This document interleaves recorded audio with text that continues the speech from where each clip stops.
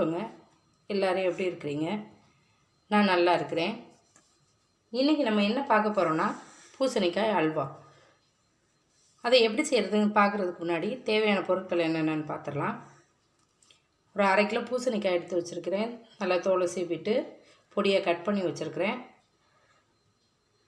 ஜீனி 300 கிராம் ஜீனி எடுத்துருக்கிறேன். நெய் ஒரு 150 கிராம் நெய் எடுத்து வச்சுருக்கிறேன். அடுத்ததாக முந்திரி பருப்பு கொஞ்சமாக பொடியை உடச்சி வச்சுருக்கிறேன். வாங்க இதை எப்படி செய்கிறதுங்கிற பார்க்கலாம். பொடியை கட் பண்ணி வச்சுருந்த பூசணிக்காயை இப்போ மிக்ஸி ஜாரில் மாற்றி வச்சுருக்கிறேன். இதை கொஞ்சம் நல்லா வலுவலுப்பாக அரைச்சி எடுத்துகிட்டு வந்துடலாம். இந்த அளவுக்கு வலுவலுன்னு அரைச்சா போதும். பாத்திரத்தை சூடு பண்ணிக்கலாம். பாத்திரம் சூடாகிடுச்சு. கொஞ்சமாக இதில் நெய் சேர்த்துக்கலாம்.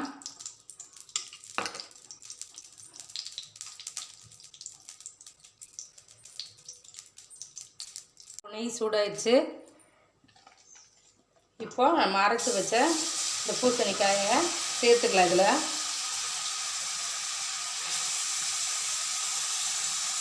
இப்போது இதை நல்லா கிண்டிக்கிட்டே இருக்கணும்.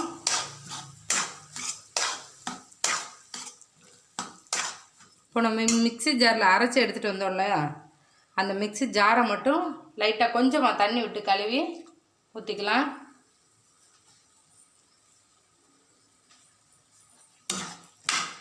தண்ணியை அதிகமாக ஊற்றக்கூடாது. இப்போ இதை இன்னும் கொஞ்சமாக இதில் நெய் சேர்த்து சுருள வதக்க போகிறோம். கிண்டிக்கிட்டே இருக்கணும், விடாமல் கிண்டிக்கிட்டே இருக்கணும். இடையில கிண்டி விடும்போதே கொஞ்சம் கொஞ்சமாக நெய் சேர்த்துக்கணும்.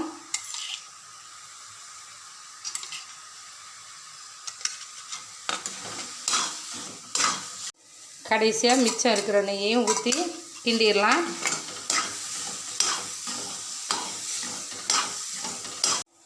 சுகர் எடுத்து வச்சுருந்ததை இதோட சேர்த்துக்கலாம்.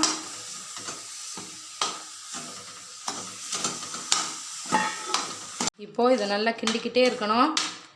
இப்போ நல்லா கொதிக்குது. கொஞ்சம் சிம்லேயே வச்சுக்கலாம். நம்ம ஊற்றின நெய் பூரா பிரிஞ்சு கொதிச்சுமே தெரிக்குது. அதனால் சிம்மில் வச்சே கிண்டிக்கிட்டே இருக்கணும். ஒரு 5 நிமிஷம் மட்டும் கிண்டலாம். இப்போது 5 நிமிஷம் ஆயிடுச்சு. ஸ்டவ்வை ஆஃப் பண்ணிடலாம். இப்போது முந்திரி பருப்பை வறுத்து அல்வாவோட சேர்த்துக்கலாம்.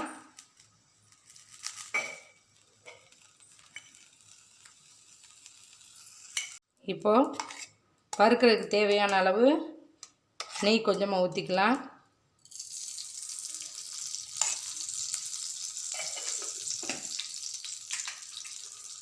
இப்போ நெய் சூடாயிருச்சு. முந்திரி பருப்பை சேர்த்து வறுத்து எடுத்துக்கலாம்.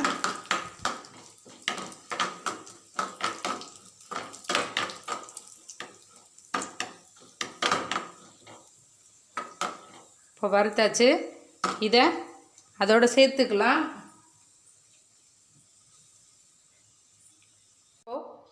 பூசணிக்காய் அல்வா ரெடி ஆயிடுச்சு. இது மாதிரி நீங்களும் செஞ்சு பாருங்கள். செஞ்சு பார்த்துட்டு எப்படி இருக்குன்னு எனக்கு மறக்காமல் கமெண்ட் பண்ணுங்கள். என்னோடய வீடியோஸ் பிடிச்சிருந்துச்சுன்னா என்னோடய சேனலை மறக்காமல் சப்ஸ்கிரைப் பண்ணிடுங்க. ரொம்ப நன்றிங்க.